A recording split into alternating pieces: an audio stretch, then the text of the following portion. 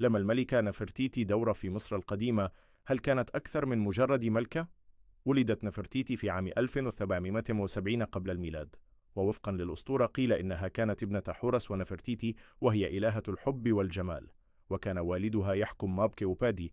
تزوج نفرتيتي من توت عنخ أمون الذي أصبح فيما بعد فرعون، ونحتيت جدران معبد الكرنك مع صور لها وللعائلة المالكة.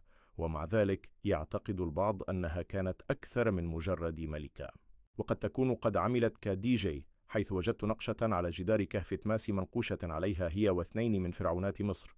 بالإضافة إلى ذلك كان لنفرتيتي ولادة قيصرية، وهي امرأة حامل في توأم، حيث ظهرت في أحلام والدها ونحتيت مع ابنتيها في معبد الكرنك.